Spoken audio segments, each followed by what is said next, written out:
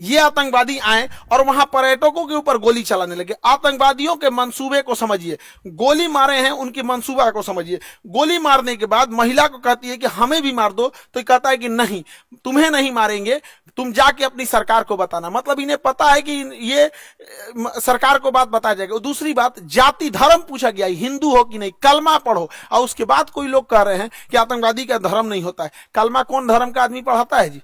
हाँ, इतनों में आंख नहीं खुल रहा है। यहाँ पे एकदम शर्म लिहाज घोल के पी गए हैं, किसी के सामने निहत्थे को मार दिए हैं। इससे कश्मीर में जो सबसे बड़ी समस्या आएगी, हम लोगों को जब धारा 370 हटा था तो 5 साल लग गए ये चीजों को नॉर्मल पटरी पे लाते हुए। उसको 5 मिनट में सब रौंद के चला गया। अब कौन पर्यटक वहां जाएगा? पर्यटक जिनके पास ज्यादा पैसे होते हैं वही लोग। गरीब आदमी का मतलब पर्यटन मतलब कौन सी होता है? ननिहाल चल जाता है, पर्यटन मतलब हो गया नानी के घर घूम लिया, हो गया पर्यटन, हो गया है। लेकिन ये लोग जो जा रहे थे भारत के अन्य हिस्सों से, अभी उन पे क्या बीतेगी? पूरा मनोबल तोड़ के रख दिया। ये सब अपने मंसूबे में कामयाब हो रहे हैं। इससे क्या होगा बताइए? पहलगांव में ना कोई फैक्ट्री है, ना कोई इंडस्ट्री है, कुछ है ही नहीं है। पर्यटन से ही इनकम होता है। तो इन लोग की इनकम डूबेगी। जब इनकम डूबेगी गरीबी आएगी, गरीबी आएगी अनएम्प्लॉयमेंट बढ़ेगा। और यही पाकिस्तान चाहता है। और इस हमले के बाद केंद्र सरकार एगो सर्जिकल स्ट्राइक करेगी। देखो, सर्जिकल स्ट्राइक जरूरी है, लेकिन सर्जिकल स्ट्राइक कोई इलाज नहीं है। सर्जिकल स्ट्राइक हमेशा सेना करते रहती है। 50 गो आतंकवादी मार देंगे तो क्या भरपाई हो जाएगा? हमारे 28 मासूम लोग मारे गए,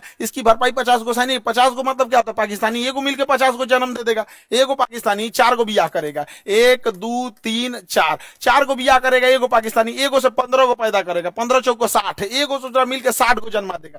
जन्म लेने में क्या जाता है?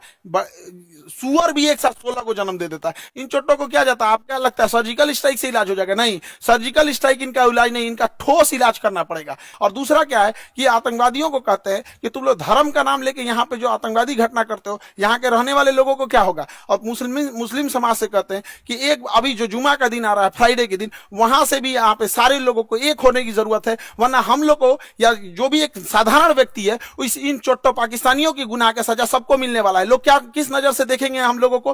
क्या तरीका है यहाँ पर? तो हम लोगों को भी खड़े होने की जरूरत है। जब इजराइल में हुआ था, इजराइल में गाजा में जो हुआ था, छोटे बच्चे को मारा गया था, वो भी गलत था। यहाँ जो हुआ ये भी गलत है। उसके लिए खड़े हुए थे तो इसके लिए भी खड़े होना पड़ेगा यहाँ, तब देश होगा। वरना कितना बुरा कलंक पोत के चला गया है पाकिस्तान के। 2 लौंडे आए, सब यहाँ गोली चला के चले गए।